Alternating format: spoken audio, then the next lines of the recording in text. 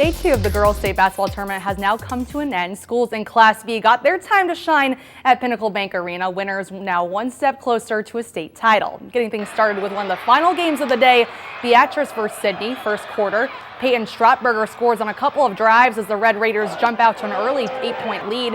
The Orange claw back in the second quarter. Addie Barnard triple brings Beatrice within 2, and those Orange fans packed PBA today. Sydney gets cooking again at this back and forth affair as Chloe Aherns hits from deep. Beatrice struggling in the paint. Reese Riddle gets another bucket inside to take Sydney's lead back to 8. In the third quarter, though, it was all Beatrice. Kiera Busman gets the lay-in to give the Orange a 30-29 lead. But in the fourth quarter, momentum shifts in the other direction. Jordan DiNovellis drives inside, spins, and flips in the basket as Sydney defeats Beatrice in a close one, 43-37, to advance to tomorrow's semis. Still in Class B, next up, Waverly taking on undefeated Omaha Skutt. First quarter, Peyton McCabe intercepts the Vikings pass, saves it from going out of play, then Mia McMahon lays it up on the other end. This part of a 12-0 Skyhawks run to start the game. Waverly got going eventually, though. Anna Harms connects from deep for the Vikings' first bucket. Hawks kept rolling, though. McCabe steps into this three as Skutt led by 21 at the end of the first. Vikings push back in the second quarter. Alexis Adams hits from the corner. Then Berkeley Landbrecht finishes in transition to pull Waverly within 15. Skyhawks wouldn't relent, though. Molly Bladwig spins free in the lane for the hoop as Skutt wins big to advance.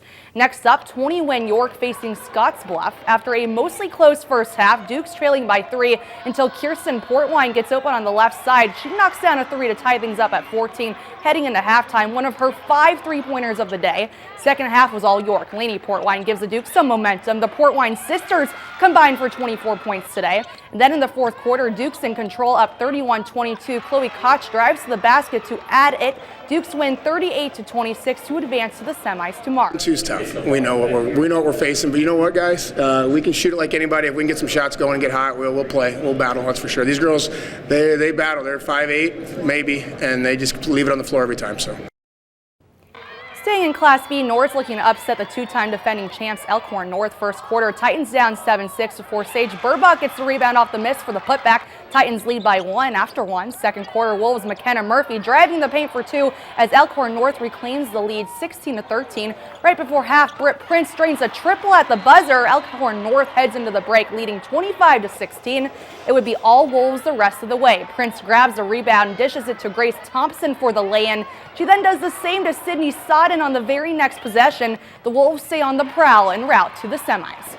And in Class D2, McCool Junction going dancing for the first time since 2003, facing Humphrey St. Francis.